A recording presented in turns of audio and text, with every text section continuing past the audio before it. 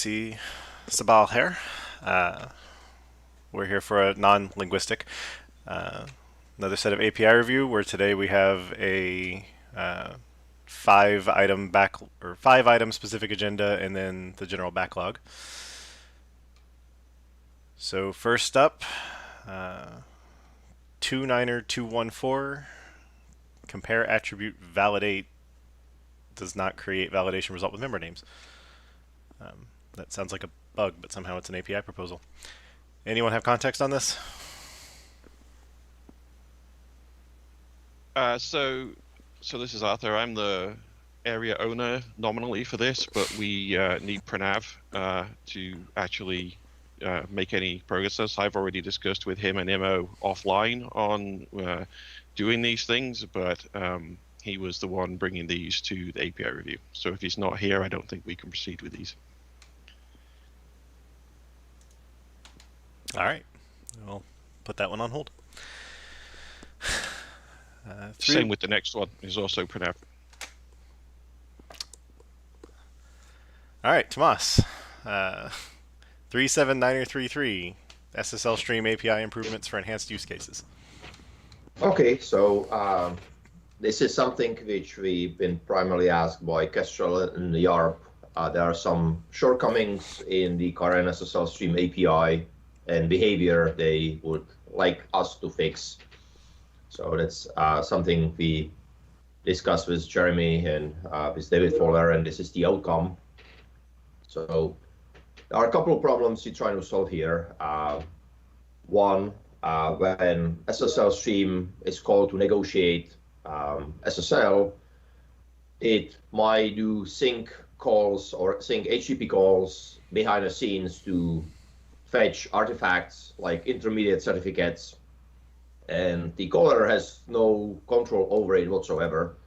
And there were cases where the whole service, for example, was taken down because there was network connectivity problem to the CAs and whatnot. And again, it all happens behind the scenes, so you might do sync or async, and stuff gets messy. So what we've been asked to do, or we were planning to do, is basically create an API where not only the server can give SslStream the certificate you want to present as the server certificate, but the complete chain of certificates, or to avoid the need to actually do the fetches behind the scenes, at least in cases where revocation is disabled and OCSP is disabled. So you give it set of certificates, and the SslStream would then present them on a wire to the peers. There was some discussion back and forth about what it should look like, whether it should be just a collection or X509 chain itself or whatnot. And the proposal is to have new container type, which for first time ever, there will be an object you can share between SSL streams. And right now, it would contain only the certificate and possibly the intermediate certificates or whatever additional certificates you might need. But in the future, we would be able to tie some other state to this object, like OCSP responder, maybe SSL session cache, or some other aspects.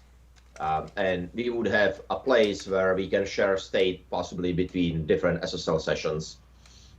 So the proposal would be to create the SSL certificate context, have a constructor which takes the server certificate itself, takes some additional certificates optionally, and put it to the server authentication options, and use it if it's set to basically do the SSL handshake.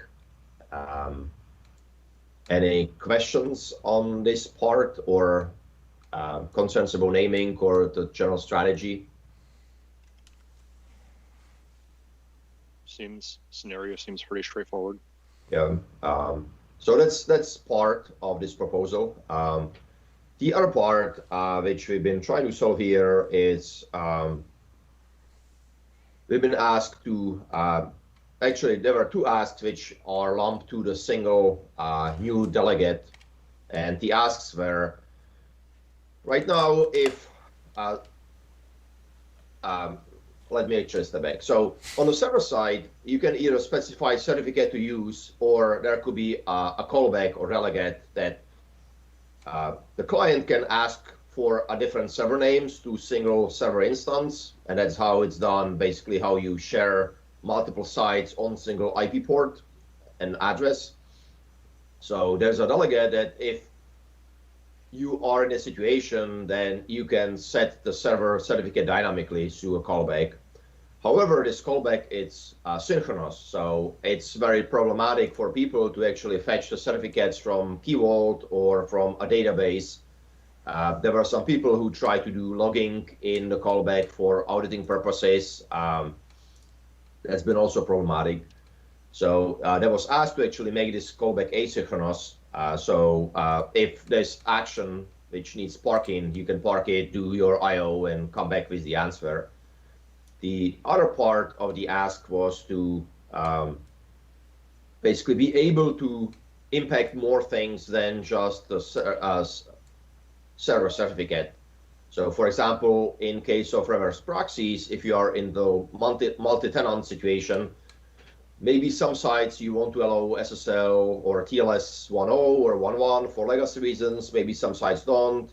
You might have different cipher policies. You might have some other things you might set per sort of a server or site or HTTP server.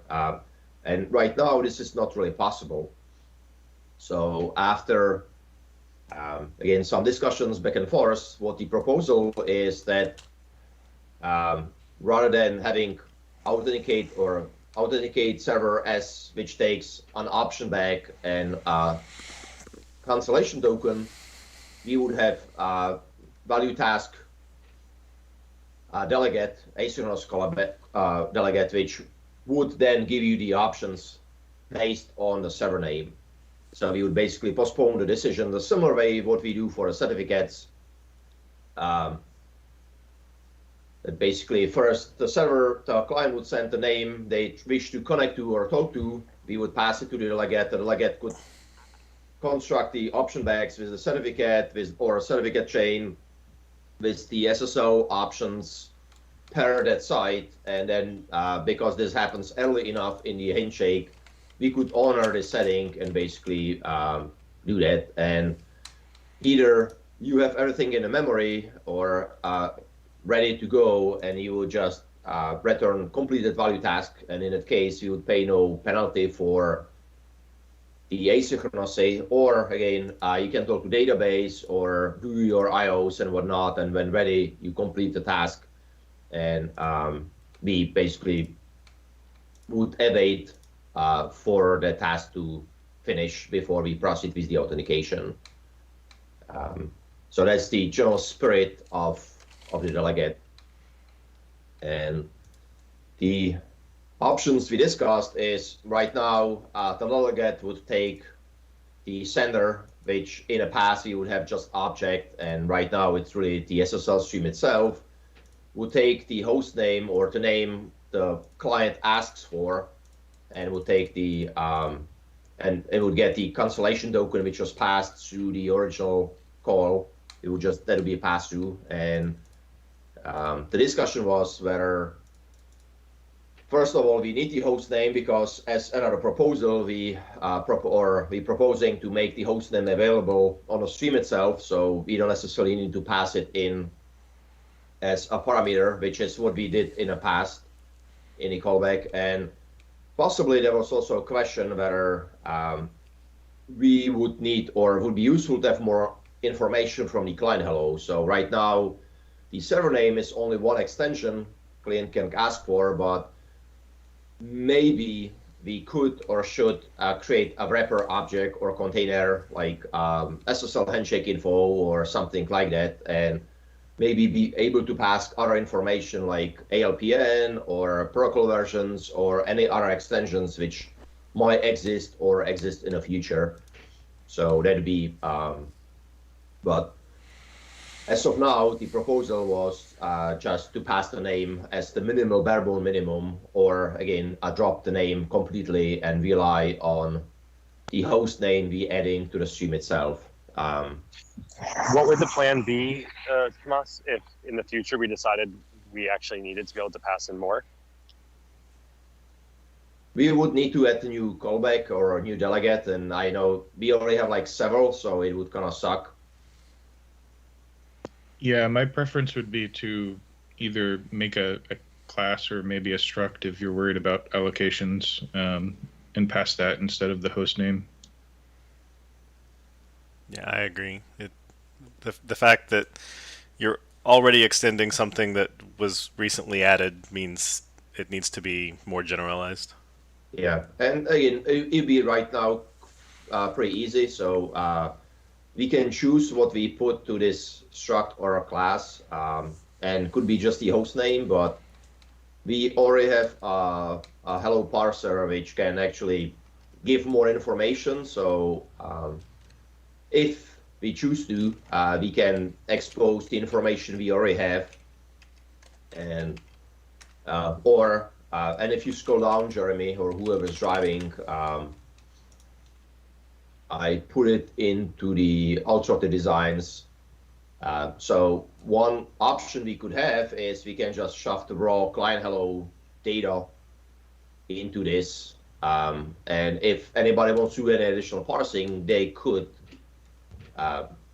do that without doing extra magic of buffering up front and trying to sneak between the socket and the SSL stream and whatnot. And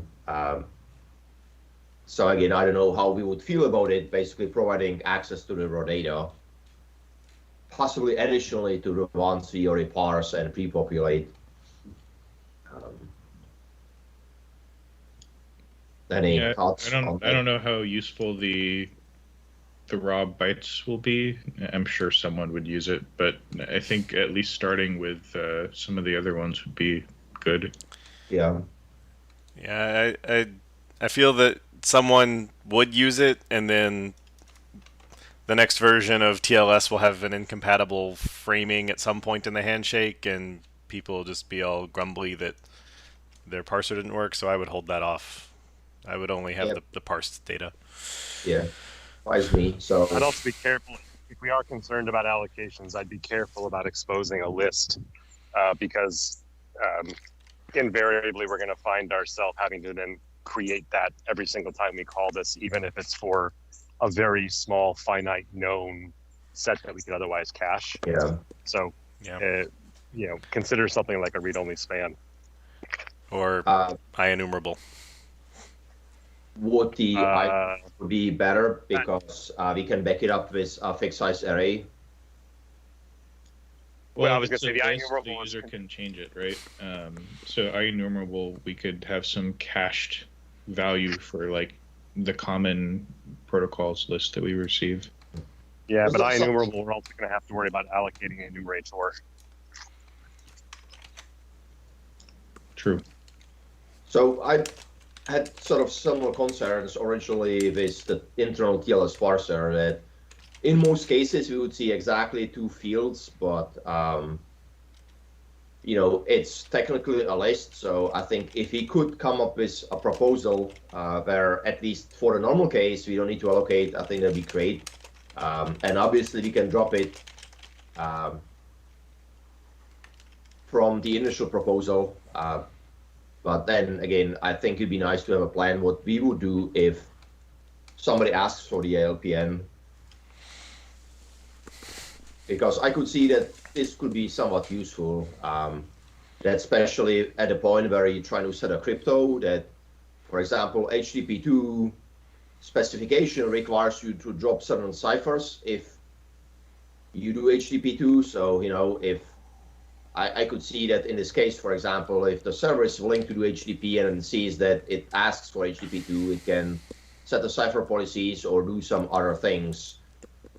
So I could see it mildly useful. But I don't really know how to solve the allocation problem nicely, at least for a typical case.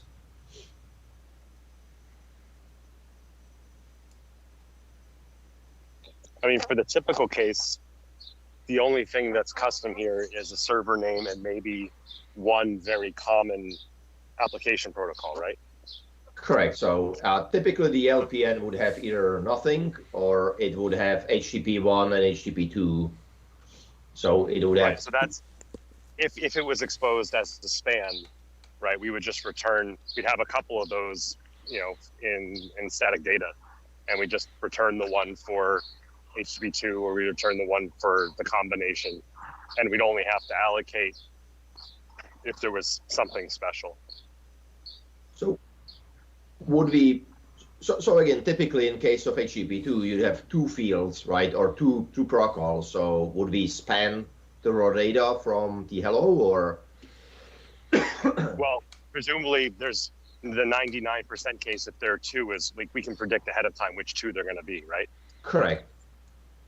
So we would just have one of those in memory. Oh, I see. So you would create the lists up front and just hand them out, or Exactly. the enumerables. I mean, if we're really concerned about allocation, I would hand out the span. Yeah, I mean, I'd probably do it as a read-only collection.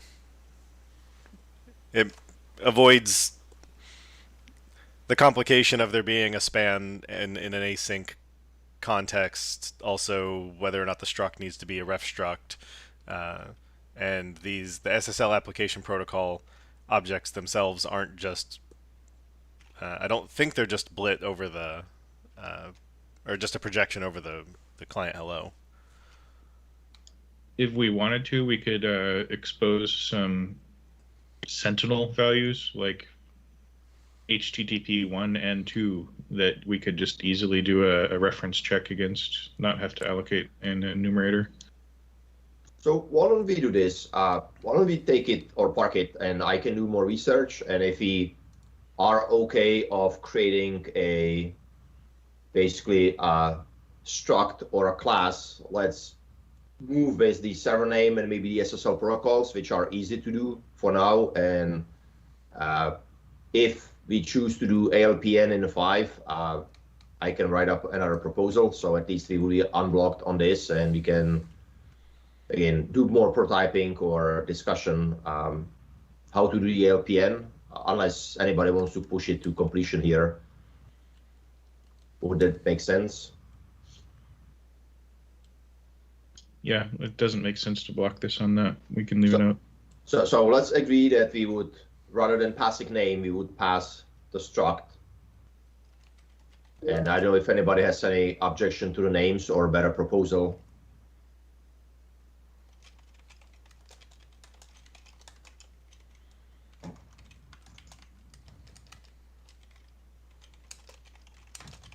And partially, The only other thing to think about, if we think that this struct might expand, the question to think about is whether we want to pass it as in rather than by value.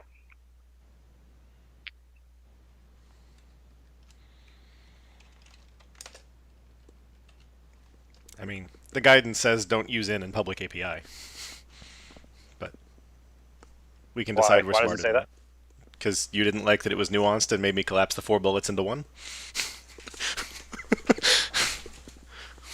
I feel like there was more nuance than that. should we make it ref struct then? Pass it as a reference? No, I did it. Well, those would be two different things. Yeah. We'd only make it a ref struct if we needed to have it wrap a ref struct, or if we wanted to try and rely on that to force some particular usage, which I don't think we want to do. But we would have the delegate take it as in if the struct was so big, or we were concerned about getting so big that copying it was problematic. With just 2 fields, it can just be by value. But if we expect someday this might be 16 fields, then maybe we'd want it to be in. I'm fine with leaving it as not in if we think it's going to be, maybe a couple more. I mean, we're talking about something on the path of establishing a new SSL connection. So there are already much more expensive things happening than this. Yeah. I just something to think through. That was something what Levi pointed out, and sort of where I was thinking maybe the allocation be okay, since the SSL handshake itself, it's rather expensive and has a lot of crypto, but Also, I could see that, we generally tend to be conservative and avoid allocations if you can, or Yeah. trying to make it efficient. So, I mean, we can always do, if we start with the struct and we find ourselves, wanting 100 fields, like we could always do what we just did with GC memory info, which is it's a struct around a single, a single reference field, and we just push everything into a class. Like we could do that in the future if we chose to. yeah. Yeah, and it also seems like this is, it's used once on a connection, and if it grows to, 48 bytes, then yeah, it's sad that it took, what is that, 6 registers for this struct instead of passing it by reference, but it's probably not going to hit 6, so. Yeah. I feel that if you have the need, I would rather than maybe again expose the raw data and say, here it is, do whatever you want to do with it if there's real need. And it, again, might not be ever. And if we have some small additions, maybe they can just go in directly and have the fallback through the read-only span on the raw data as the backup if this would be or super large, right? So let's say somebody wants the whole Cypher suite or cipher list, then maybe there'll be time just give them, something else. Maybe. Yeah. So we are good for now, and we will drop the ALPN for now. Is that the agreement? Yeah, there was one more thing that I didn't hear mentioned earlier, which is so the new method that's being introduced on SslStream authenticated server async, Yes. the one that takes a callback, that returns a task even though the callback itself returns a value task. So there is that mismatch there. So that should probably be unified one way or the other. So wait, so this one returns a task, and the delegate returns a value task, but this is doing a bunch more work than just this. Right, but why? If the delegate itself is expected to return a cached object, basically, like effectively a singleton, then why would the delegate be returning a value task if it's just going to be wrapped by this? What? Like it's not actually saving an allocation in the common case to do that. It's not just wrapping. It is. There's a lot more, like it's waiting for the client hello to come in from the client, things like that. So the value task delegate I could see frequently returning synchronously, but authenticated as server would almost always be asynchronous. It sends messages back and forth. So the authentication, it will almost never finish, or I can't see how it would ever actually finish synchronously. I also, there's a difference in use case between these two. In the case of the delegate, we're the ones consuming the invocation, whereas in the case of authenticate is async, it's the consumer, like the developer. And so if we're concerned about it being misused, like we're going to use it correctly. And so, when there's only one consumer and it's us, I'm much happier with a value task. Yeah, I wasn't worried about misuse, honestly. It just struck me that there was a mismatch there. It sounds like we expect this value task to be synchronous most of the time and asynchronous part of the time. Is that what I heard? What? Yeah, the SNI callback, which is what that is, really. So the SNI callback, the async state would be, it's the first time you've seen a host and you have the cert material to use in Key Vault, so you had a cache miss, so now you have to go ask Key Vault, and now you've got it, and now you're not going to ask again. And so that's the use case that, at least as I understood it when I was chatting with Tomas about this before. But most people are going to they're just going to have a switch statement and return an object they've already populated, is probably the 99% case. Just to give clarity to the scenario, like people have certs in Key Vault, and they make requests looking at the host name on the fly to pull the cert from Key Vault. I assume they're going to cache it for some amount of time, but that's why we had asked to make this asynchronous in the past. Mm-hmm. Yeah, that makes sense.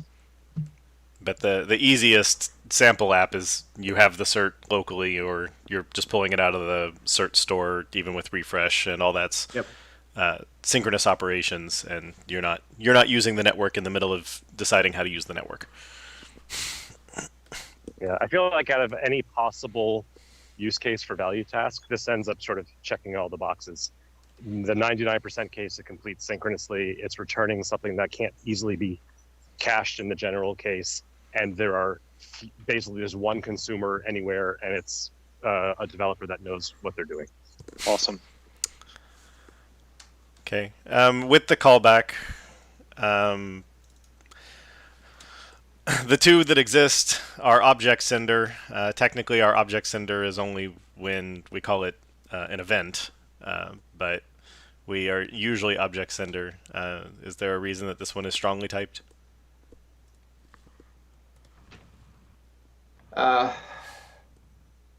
People get confused about what the object is and why it's object and whatnot. So Yeah, it does seem backwards to make it object at this point. I agree. Yeah. it originally kind of was object, and I got comments on why it's object, and I don't really see reason to be an object, aside from we've done it in the past. But and then people are, again, I've seen GitHub discussions where people are confused and like, why do you need to cast? And yes, you can cast it or whatnot, but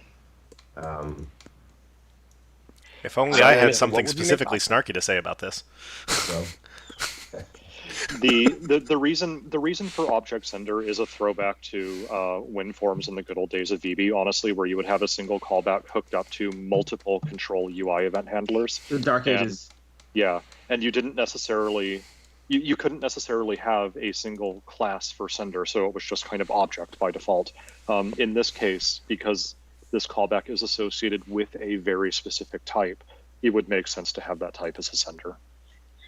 Yeah, it should absolutely be SslStream. There's no, I mean, otherwise someone doesn't know what they can cast it to. If they do cast it, they pay for it. And I mean, if there was some guideline that we were sort of archaically following, we could just rename the term sender. This isn't an event handler. Yeah. But we don't even need to. Right, and yeah, I was looking through to see if we had, especially given that the other ones were object sender, I was looking through to see if that was a generic callback guidance that we had, but the only place that it appeared was specifically under event handler. Yep. So should we rename the name, the parameter? Don't call Yes. it. SslStream. Stream. SslStream. I agree with David. Stream.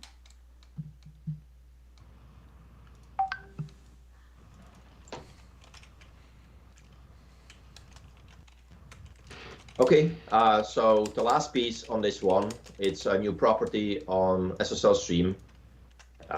And so we talk about these server callbacks. This primarily came from a client side where if you say Outtake as a client, you're trying to connect to a server, and then you have a remote certificate validation callback. That one doesn't have any information about what server you are trying to connect to. And so people do all kinds of weird stuff to kind of know which stream they use to connect to what server.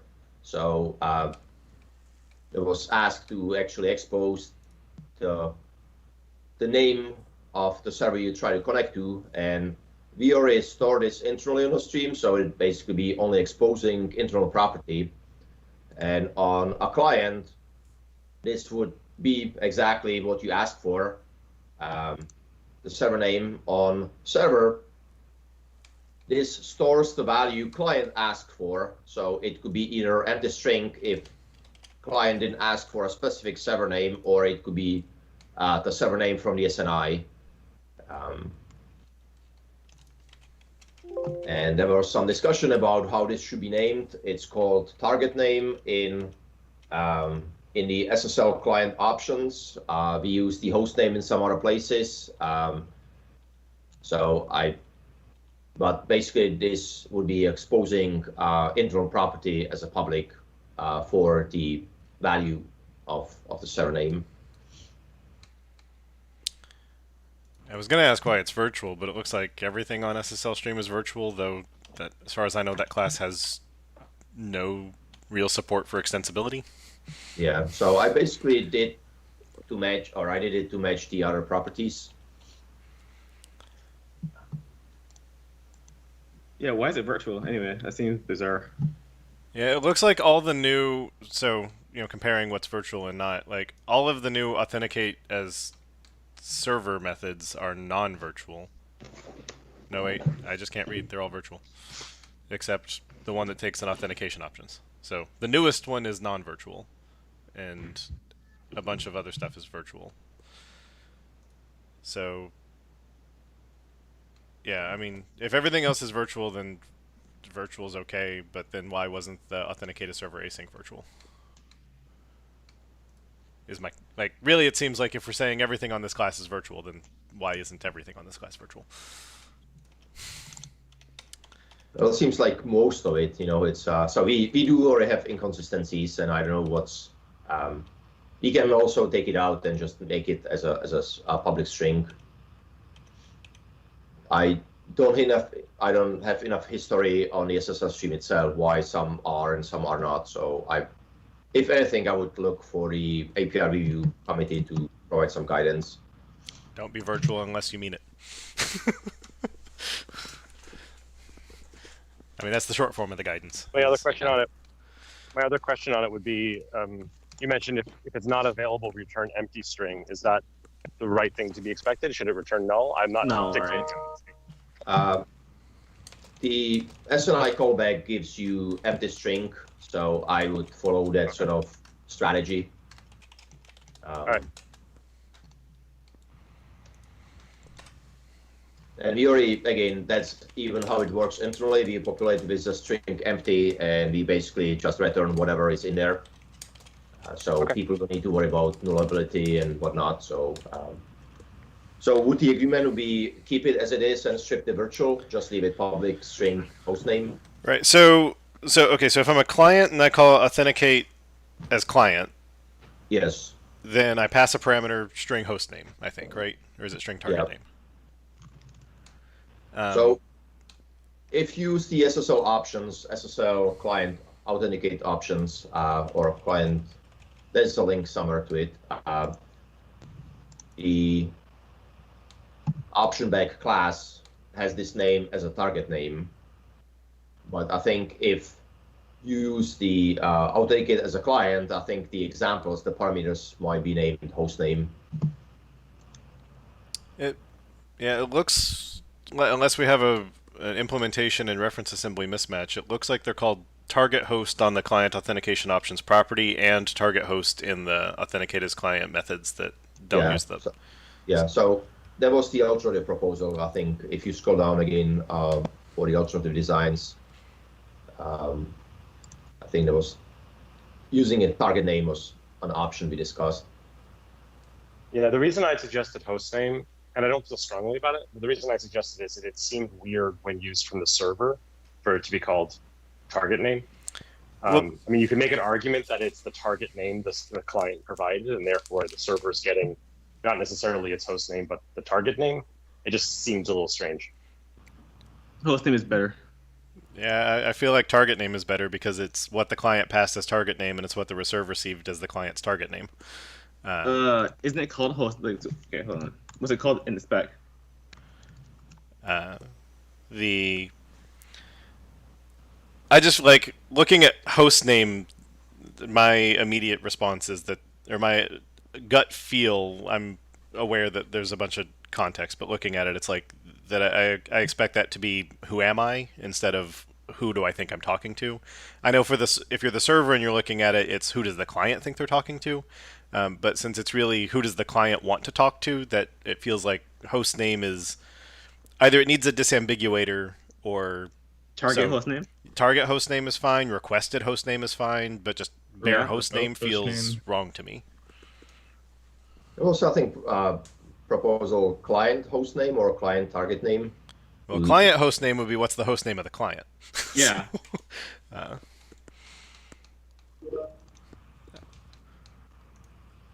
So really, it is the name client wishes to talk to, and that's same on both sides, right? On client, we know exactly what they asked for, and on a server, that's what came on a wire. and could be empty or it can have a value. Right. So if we think that host is important so that it's clear what the target name means, then I would say target host name.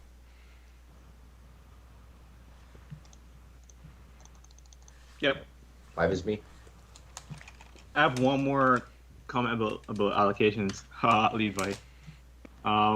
Does that callback, is it going to take a state overload, authenticate a server async?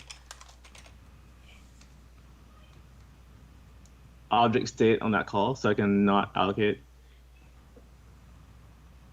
I mean, what That should be a state? guideline. What state do you want to go? Oh, this is the transparently passing it into. Yeah. Avoid my closure state. Yeah, I think that's reasonable. That should be a guideline. Add a state overload for every callback function. Yeah, I was thinking about it as well, but since we didn't have any precedents for that in the SslStream, I didn't add it. Well, most of the other overloads, there's no. Is there? I guess there isn't. I guess there is. Yeah. I mean, it would be easy for us to sort of pass it through. So if you pass it in, we store it somewhere, and we just, give it back to you in a callback. Yep. I'm curious, David, do you have a use case in mind where there's statement you need to pass in? I ask only because this is a dual-sided coin, in that, yes, you would save on allocation for a closure if you did need to pass in state, but if you don't need to pass in state, we still need to thread it through. It's still going to end up on async state machines. It's going to bloat the size of those state machines. So it's not like it's free. Yeah, I get it. So today we have a closure, but maybe it's... And again, if we do, if we think that that's a common thing, we should add it. I'm fine with that. I just want to make sure we actually have use cases for passing state through. I mean, I think this thing is intended to be able to do I/O, right? So maybe you would pass a database context in as state, so you can query a database for a cert. Maybe, but I mean, if you wanted to do state and minimize allocations, you could make one object that holds a mutable context, and then you just snap one delegate to it once, and then it's so you're not creating a closure every time. You're using the same closure with the same target with a mutable secondary target. Like that is horrible though, right? And hard to reason about. I mean, but it's if this is a 0.1% use case, then it's better for the 0.1% to do the extra work than the 99.9% to have the complications Steve laid out. Steve, quick question. No, but that's implementation complication, not like consumer complication, right? That's the difference. Steve, question. If we pass in a state, doesn't it only bloat the state machine if the state machine gets hoisted, as in the task is completing asynchronously? Yeah, whatever state machines this ends up on, which presumably would include one in authenticate as client async and one in the delegate callback. It would only, for each of those, it would end up on the, it's going to end up on the state machine regardless. It's only going to increase the size of the heap object if that then gets promoted to the heap. Right, and that comes back to the earlier question about, like, is this thing almost always going to complete synchronously and only rarely will complete asynchronously? Like, does that factor into this discussion at all? It does, but there's multiple places this would show up. So this object, it's presumably gonna, I'd have to look at the code. Maybe it wouldn't matter, but my guess is it's gonna end up on some other object as well. Okay, that's fair. But to the discussion earlier, yes, we should strive to reduce allocations. Yes, we should strive to reduce all forms of overhead. This particular code path is already very expensive. So while we should strive to do the important things, I expect everything else is going to be noise. I think there's API expensive. Basically, this API shape has already hindered what you can do. And then there's implementation expensive, and I think the latter is reasonably, it's reasonable to say that the implementation is expensive. Therefore, like, why bother trying to save an allocation? At the same time, I'm super concerned that, like, I mean, we can always add an overload, so it's not the end of the world. But I hope that in general we don't disagree that, like, this isn't a case by case thing, right?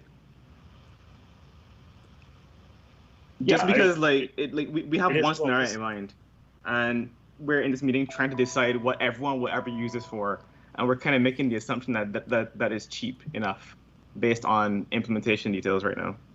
That's what it feels like, at least. Sure. I mean, there's a whole lot of network back and forth that's required in almost any implementation of this. Isn't it just the handshake piece that happens before? Like, not even the full handshake, but like just parsing the SNI to get the host name before this gets called? Right. This the very small piece of code that runs. But this happens as part of a handshake. My point is the whole handshake. Sure. Yeah. Yeah.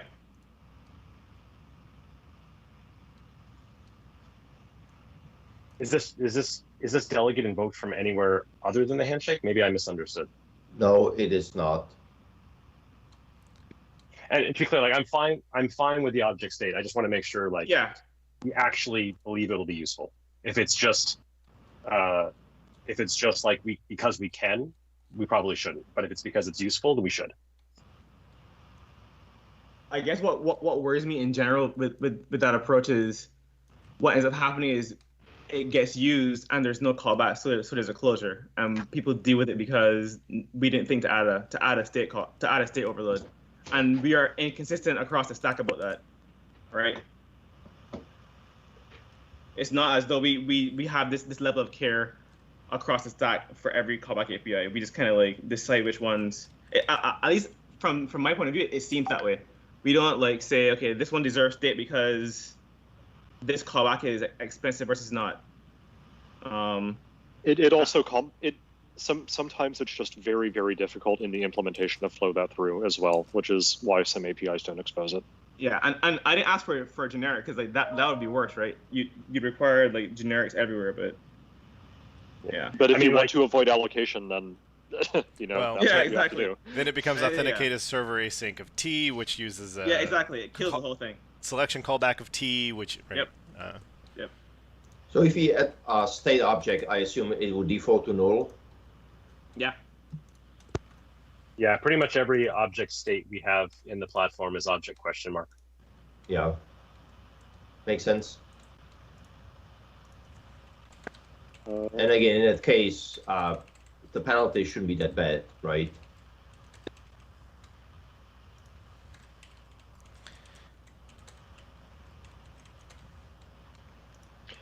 I think what you have on the screen, Jeremy, looks correct. Right. So in the callback, it obviously wouldn't be defaulted because defaults in a delegate don't either. If they're even legal, they don't really make sense to me. But do we want that one to be defaulted to null? I think if you're this is poorly chopped because I was trying to get it in front of your face with syntax highlighting. So if you're using this overload, I think it's fine for you to have to pass a null. And the goal is to avoid closures for these advanced cases. Yeah. And we think it's going to be like have it be in your face, uselessly pass a null. Yep, that seems fine. Yeah, I agree. Plus, if you're using a Lambda, you're going to have a state parameter passed there too, so the symmetry is better, I think. Yeah, that's a good point. Like Her said, you have to handle it anyway in the Lambda. okay. Makes sense to me. Yep. No allocations everywhere. Yay! All right. Question about the Go ahead. SslStream certificate context. It's called create for server right now. Is this something that is server specific behavior, or can it just be called create so that we can use it for client stuff later on?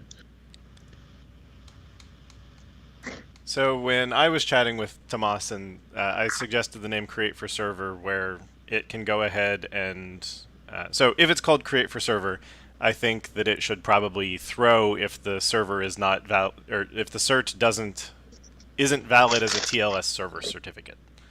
So it gives you client verification of you've picked the wrong cert. Like your code sign cert's not a valid TLS cert.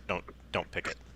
Yep. And so that would be the difference between create for server and create for client, is which verification path does it do before accepting the certificate and returning the result. I missed the beginning of this discussion. The idea behind this API is we do a one-time expensive set of all operations and then return something that's checked everything, and then that can be passed around. Is that right? It's essentially the JSON encoded text, but for a cert chain. Wait, but don't, isn't this API trust whatever was passed in? No. And that other step happens before this call?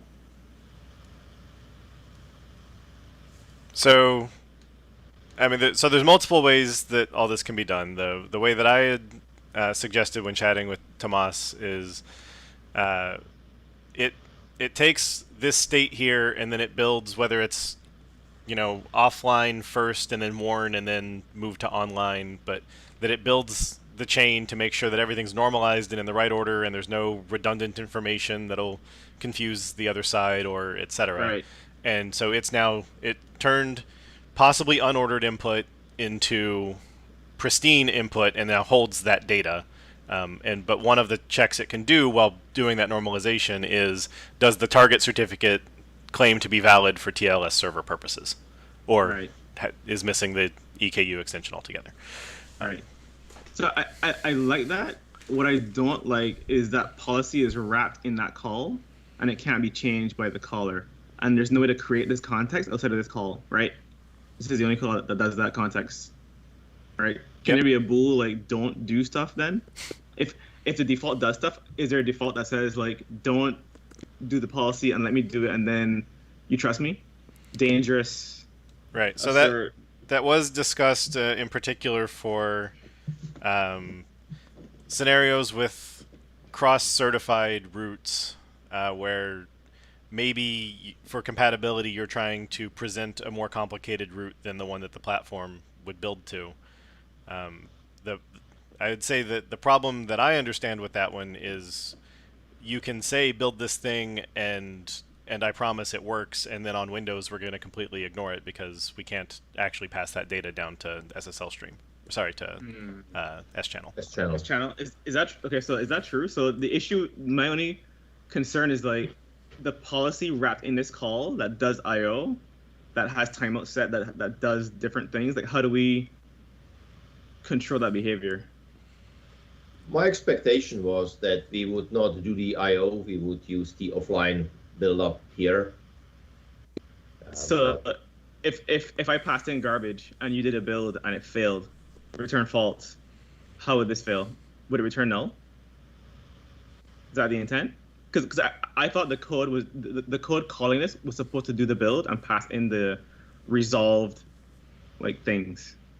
No, this would in target you would pass the like cert.PEM unified with the cert.key, and this is you pass in chain.PEM, and you've never looked all you did was load those files and you didn't do any actual work.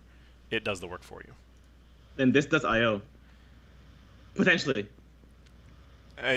Yes, it would potentially do I/O to find that you didn't pass additional certificates here when you should have, and then it will either find them. So it'll find them from the store, which is offline, or from the internet if it needed to, unless internally it says it isn't going to use the network. But if it does I/O, it would only do I/O once, and then if that failed when doing this, then it would be in a crippled state until the process restarted, or the next time you tried building it. So I think the policy has to be tweakable somehow then. Like something has to be settable, like timeouts. Do you want offline checks at all? Like should it return null or throw for if it couldn't retrieve the actual intermediates? Yeah, I think it would be nice to have a policy that said like, if I didn't supply everything you needed, then just throw instead of doing I/O. Yeah.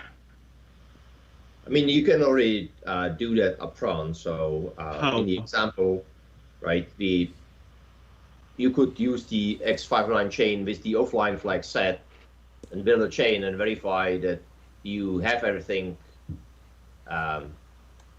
you So need. I see. So I write the code that this thing has internally myself, and I pass in the result of that chain build to both target and to additional certs, and then it wouldn't do it. Wouldn't it still do a chain build again internally just to check? It would do the math, but if you've given it all the data, it wouldn't. It would stay offline. It would be cheap. And Yeah, Jeremy's on it. It'll be is cheap. that cheap? Is that cheap? Like 10 milliseconds. Super expensive. Maybe it's only 10 okay. milliseconds on my super slow VM. How often does one do this? This isn't like per handshake, right? This is once per server startup. Right now, the way SslStream is currently implemented, this happens once per handshake. The purpose of this thing is to make it be once per time you felt like calling it, which would probably be once. So there's two scenarios. One is at server startup where you pass in a PEM file and a chain file, and that happens like before this even runs. And then the other scenario is where you don't know the cert until you have a host name. So you run this in the callback, doing sync IO in that callback once, hopefully, per host name, and you cache it there. In that scenario, I'm guessing that there will still be kind of this like flood of connections trying to connect to the to call the callback, and they'd be all stuck on this call until that was the case, right? Is that how it would work? Right. So in the case of you have a PFX sitting in Key Vault. So you get the SNI callback, you call Key Vault, you get the PFX. It doesn't. You have it where it only contains the leaf cert and not the intermediate. It goes to build the chain. It has to go figure out how to normalize the chain.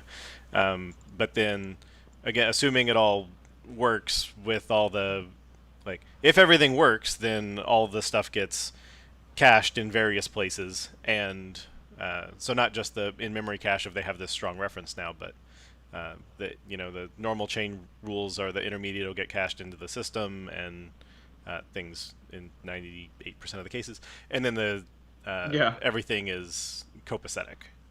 So there's still option, right? That even if you fetch it from a vault, you can build the chain offline, and if you see that it's missing certificates, you can do async IO yourself to fetch the intermediates if you know where and how, and you build a chain, and again, whatever you pass into this, it's the complete set. Right? It'd be more complicated code, but I still see that possible.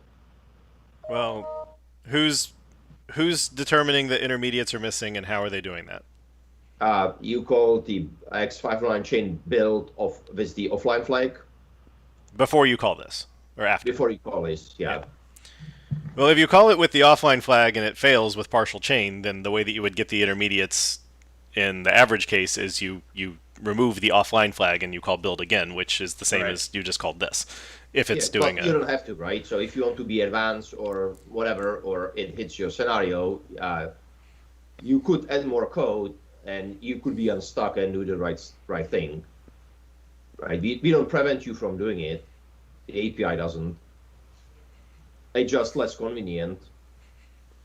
Yeah, this seems fine. We just have to figure out if I'm in that case where I'm doing IO in the callback or trying to do things in the callback, that ends up doing IO for everyone hitting that same host name at the same time, right? And I have to guard myself per host name so I don't have like duplicate IO for that same cert, for example, from Key Vault. Right, you would need to build your own even if this was mutex. Even if this was async, you'd probably want your own mutex anyway, right? Yeah. Yeah. So I think some of the problem already exists, and you kind of have to solve it if you're in a scenario. Yeah, I'm just trying to make sure that we aren't missing anything. So yeah. That sounds makes sense. Fine. Right. Okay, so this will do a chain build for you, but if you do it yourself, you can avoid uncontrolled IO potentially because it will resolve. I mean, we can certainly add a Boolean parameter to it of, offline, and Yeah. and that means essentially, and that would mean it doesn't do the fallback. So at least earlier code had try building it offline. If it got partial chain, issue a warning, and then try it again with online. And offline would mean don't do the thing after the warning. Yeah, I think we should add that. But what do we do in that case, though, right? So Fail. you end up with Throw. partial chain, and it's no. That's what'll happen right now. If SslStream gets partial chain, it just sends the data it has. Yeah. Right. So it would, and that's presumably what you would have it do in this case if building the chain even in online mode failed, and then you would be like, well, I have only the target cert, so I'm going to do nothing, or I have the target cert in an intermediate, but I couldn't figure out a route for it, so I'm going to send what I have, and hopefully the other side knows what to do with that. It will basically depend then on the platform, right? Whether it's possible or how the platform will deal with it, that the might not be control what happens in all cases, but we have an enum for that somewhere. We have one for revocation. At least it's revocation. Okay. In the specific context of chain building, it's there's online, offline, and no check for what should we do for revocation. But this one's not going to care about revocation, so it's only for the new Boolean disable certificate retrieval intention. Yeah. Yep.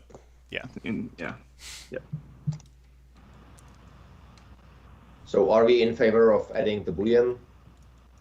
I think we should. Yes. I think we should, but is there, before we could call it a Boolean, like, is there anything else that we can possibly think of that would need to influence the operations this performs? Yes.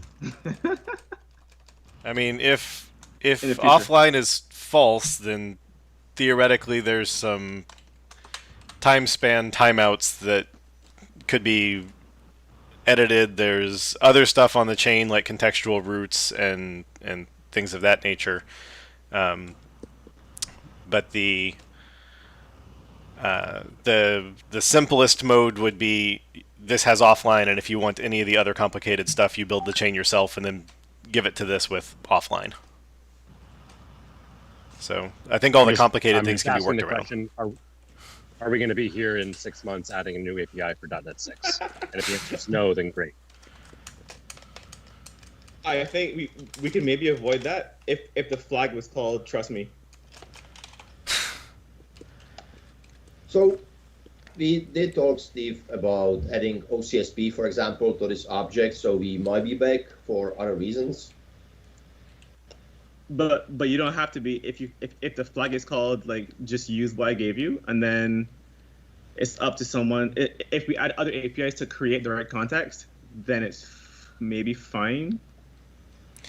But if it's just offline, then maybe we're at risk of having to add more. I mean, offline is kind of a flag that can represent OCSP and CRLs and intermediates, but I'm not sure. Like, do we want that, or do we want to? Well, because the OCSP stuff, at least what I had in mind, would never be public. That would just be that this is using it as a cache object internal to SslStream's consumption. Right. But it would have no public impact. And the offline here that I create for server would only be about building the original context, not saying that this whole context is offline. Because the context is offline, it doesn't do anything. The fact that this one object happens to be the NoCSP responder cache is a hidden detail.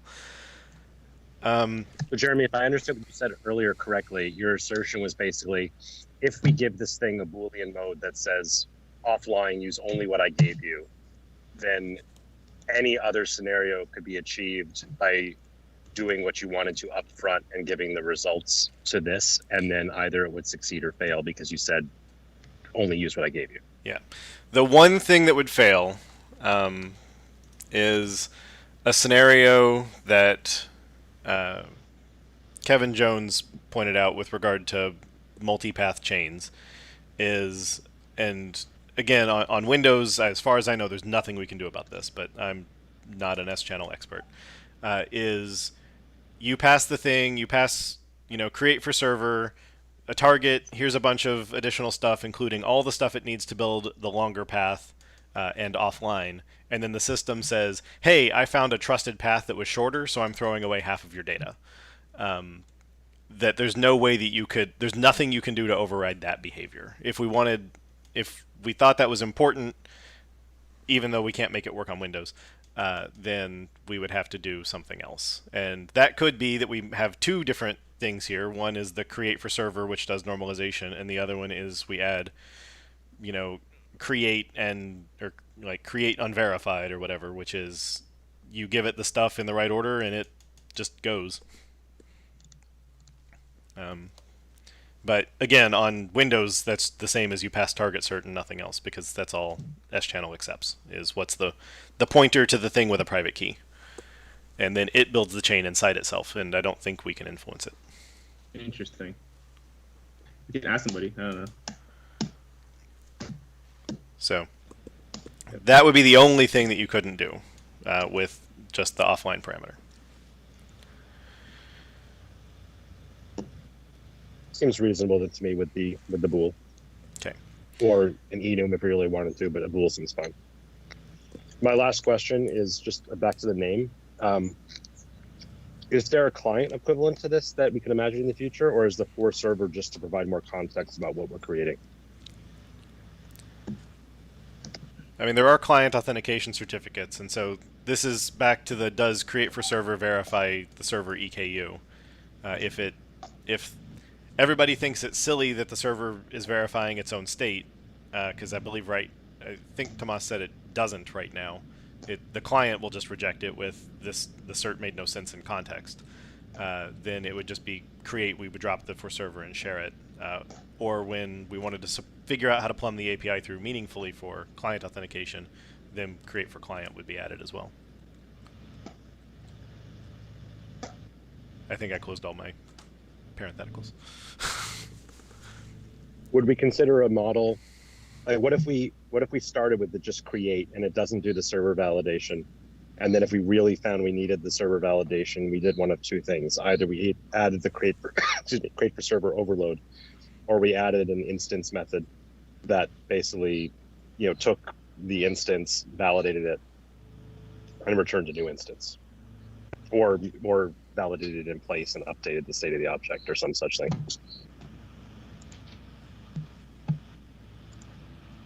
It seems fine. It's just about how much helpfulness do we want in the system for pre-validating. I'll defer to others for that. It just feels weirdly asymmetric to me. So Casual does the Casual looks for certs that have the EKU, so it wouldn't really help because I guess today if you pass it in directly we don't check, but we could check in Casual, which is fine. I think it doesn't have to be in this API because it seems fine that the server itself would check for a server scenario. At least the good behaving servers, right? A nice server, yeah. It really goes. I mean, the worst that happens is if it doesn't check, is it's buggy, right? If the client says no way. So if I understood the way everything is plumbed right now, if you call the authenticated server and you pass in a certificate that is not appropriate as a TLS server, we're still going to push it on the wire. S-channel may or may not push it on the wire. It may fail. I don't know. I think Tomas said it worked. I could let him speak for himself, but apparently I've decided not to. And then when the client gets it and it runs the verify, it'll say this made no sense. It says it's a code sign cert. Yep. Yeah, to me, I think we should just take what the user gave us and pass it along. And if they want to do additional validation, great. If they don't, well, it's what they get. I'd only do additional validation if we were introducing some sort of security problem as a result. Yeah. And you would basically defer to the platform to handle it as best as it can. And if the platform cannot, we just throw. And if the platform can, we just do the best effort we can. And to clarify here, Steve, when you say just accept what someone gave us, do you mean that we should just take the target additional certificates build this as opaque and not normalize the chain in any way, shape, or form, or that we should take it and figure out No, the missing ambient I meant context? like I meant like if the developer really wanted to give a non-server cert, we should allow that. And then you know, maybe they're using it to validate their clients, and so they're validating that when they get a bad cert, like they do the right things. I don't know. It just feels like it's unnecessary additional enforcement that would generally be done by the server itself if it wanted to. And so we don't need to complicate the API for it. That's my opinion, but I'm not an expert in this domain. So one thing we discussed, one option is that if you give us the collection, we use it as it is, and if you don't give us the collection, we do the best thing, which means retrieving the certificates. I know it might be more hard to describe, but basically take the collection always as is, and if you don't do it, we do it for you. Yeah, I mean it is still a little strange in that that would give you, again, we can decide garbage in, garbage out in context is all fine, but if on Linux or Mac, if I gave a target and then in additional certificates I gave a bunch of completely unrelated data, then on those systems it will send everything the way that it was presented. Possibly it's the right data but backwards, and that'll possibly break a client. But on Windows, where the only thing that matters is target, then everything works and is pretty. So you end up with a weird, like, platform differences.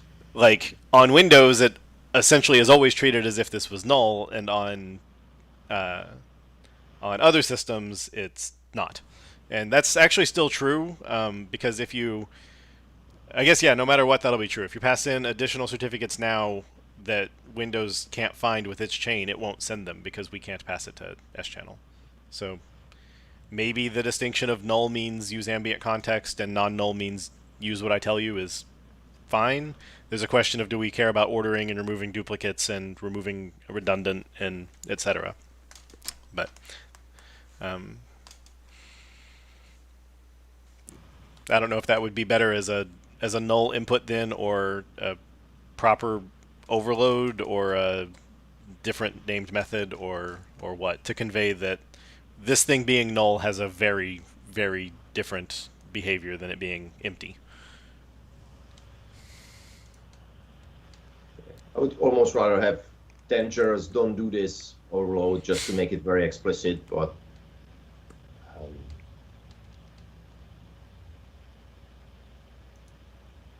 so anyway, what are we converging to?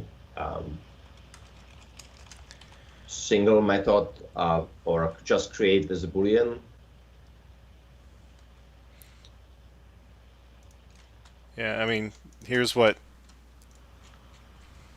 I've captured so far.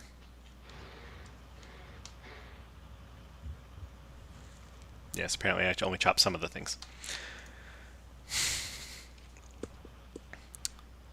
So rename it to create, which means drop the server verification, and add offline, and I added it as default because I did, but certainly people can object to that.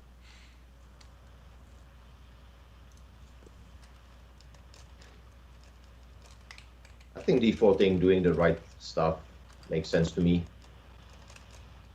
Right, because So yeah, keep that's it default, simple for more likely to work.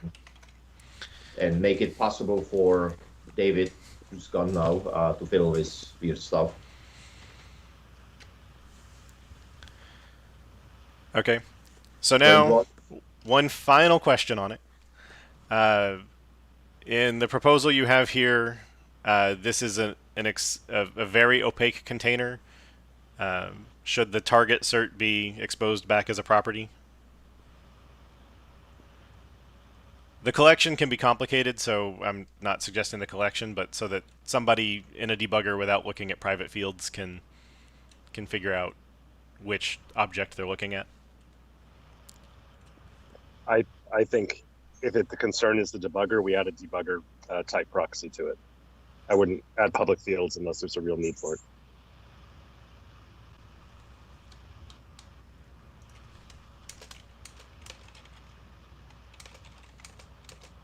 Fine with me.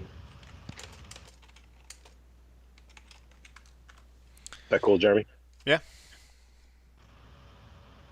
Yeah, I mean, like, logging could make sense, but We can I make can't think a of string someone overload logging it. which prints something nicer.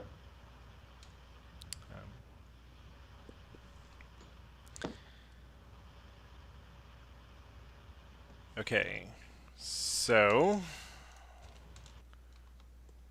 I'll see how well I've learned from emo. And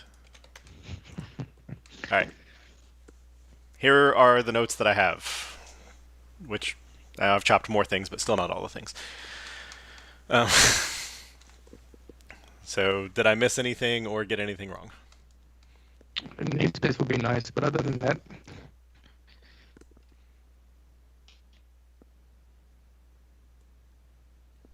Actually, I feel like I did miss something, because obviously the new context has to be added to something. Yeah, the SSL server authentication options. Right, so yeah, I guess a question about that is, at the point that we are in the handshake, can everything that's on SSL server authentication options still be changed? Since your new callback for SNI is you're passing back the full option set, will all options be valid there? So for example, there's a callback to call on the SNI. I was expecting we would not call that, right? So if you set it in a callback, the new callbacks would not be called. But I think the rest of it should be still settable as far as I know. Okay, so at the point that we are in the handshake, when the SNI callback fires, you can still change the protocols, you can still change the cipher suites, you can still, obviously we want you to be able to change your certificate. Yes. And we actually do the parsing and we do the callback before we call any platform yet. We just parse the raw buffer we received, and so it's still kind of early, very early in a state. Okay.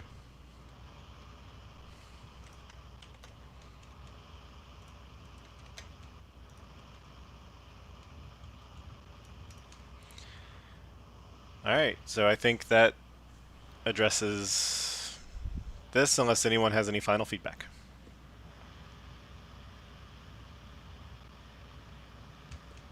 Looks good to me.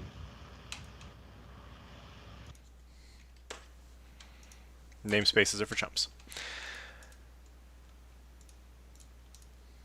I heard that. All right. Are you here still, Pranav? I'm here. Okay. And I think Arth is also here. Cool.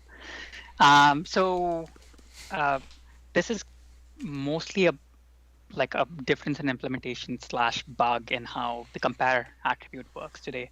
So if you look at data annotations, the validation result object has a property that says what member was and what member had the error.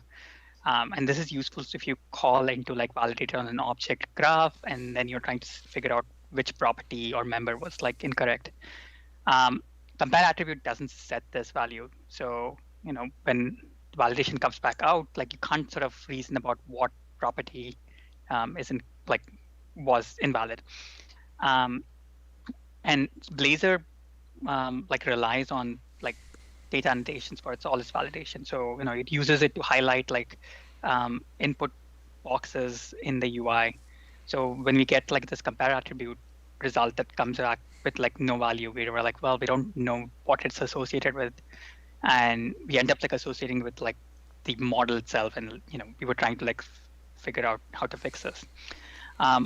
The hesitation in this area is that a lot of this code hasn't been touched in ages, and think we don't really know how a lot of these APIs get used, and what sort of assumptions people make about it. So we're trying to make these changes in a way that it is minimally breaking to users. So I can give a quick overview of the kind of breaking, non-breaking aspect here. So so these annotations, the data annotations, this is a set of attributes that is basically used in two different ways. One is directly as a validation framework, which is what Blazor is using it for, but it's also used as a mechanism to theoretically, in an abstract way, annotate your model with things that then can be consumed to determine how to deal with your model. So, for example, EF will really read these data annotations and take actions based on that. And there's a lot of code out there that reads the annotations, and if we make updates to the annotations, then unless the consumers are also updated to understand those, it becomes very confusing. So we're basically not evolving these APIs forward as a way to annotate abstract things on your model. On the other hand, I do think it's reasonable to bring changes to their validation function, since that is a kind of well-known single way of using these. However, we should be careful not to make breaking changes, because again, there's a lot of people already using these for validation, and it can easily break applications by changing simple things. So we have to be very careful on the breaking changes front. Thanks, Arthur. Right. So in this case, I basically came up with a proposal, which is something Blazor shipped as an experimental package, and we kind of thought was okay. But the idea was we shipped like another attribute that did basically what CompareAttribute does, but with like the fixed behavior. The other alternatives was one was we could just go fix it, but clearly there's a risk that we destabilize some library that it relies on the old behavior, or we could add like a property to the attribute itself that says please do this, basically a context switch that switches it into the new correct behavior, quote unquote. And I'm basically open to all of them. This was my the API proposal simply happens to be because that's what we ended up doing.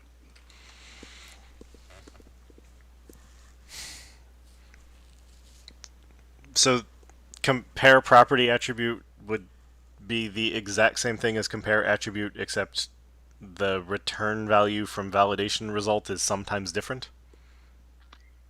It's always different, but it has the validation result or member name is non-null, basically. So Pranav, when we talked about this before, we had discussed actually not creating a new attribute for this case, I believe. Did you investigate updating the existing attribute to also have this behavior potentially, behind an option if necessary to avoid breaking? Because it feels like in this case, it's not really a new attribute. We just want to add a new kind of validation behavior into it. Right. I listed that as an option. I'm open to that too. So, but it would be something it wasn't clear to me what the flag would look like. No, I think we should try that first. I can't tell. I don't know the code well enough, and I know there's a lot of it is non-obvious in the way it does, particularly around attributes in .NET Framework had some particularly specific rules in the early days due to the way designers work. So some of it is non-obvious where it validates stuff and everything.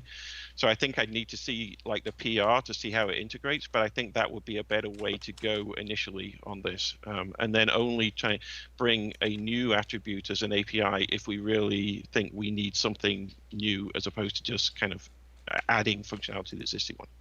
Okay, so go from try fixing the implementation, maybe also add a property to sort of toggle it. Yeah, I mean, ideally we don't need to add a flag or anything, right? Ideally we just do a bug fix and we're confident with enough reviews that we're not breaking existing scenarios.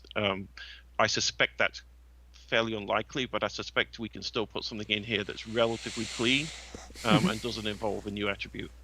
Okay, fair enough. So maybe we skip past this one because the other one has an actual API to look at. Yeah, I don't even know that you would need a compat switch on it. I would probably just fix it. But yeah, in general, I'm in favor of that, except we know from history that we have to be careful about breaking changes in this. And I'm not generally a breaking change averse person, so. Fair enough. So what is the behavior difference that somebody would see? So if you look at like the validation result out there, that would return like a non-null property. Basically, that's the difference. So like validation result has a property that says member name. Right now it's null, and like after this change, it'll basically have the property on which it's applied. Which in of itself sounds fine. It's just all the issues around initialization and how those things are actually, when they're initialized and consumed. Because we did look at changes in this area a couple of years ago and ended up rolling back a couple because of the non-obvious way the attributes work. So ideally, this is just a bug fix, and that's what we should go for first. But Yeah, I guess what I'm trying to assess is like so within core, I think we have a bar for breaking changes that would probably be low enough that we could say, let's give it a shot and see where it lands. But my concern is if you write portable code that works on full framework and core, and then we don't fix it on framework for obvious reasons, then the question is like, do I have a situation now where code that works on .NET Framework stops working on core, or code that works on core stops working on full framework? Yeah. So that's kind of the problem that I'm trying to wrap my head around.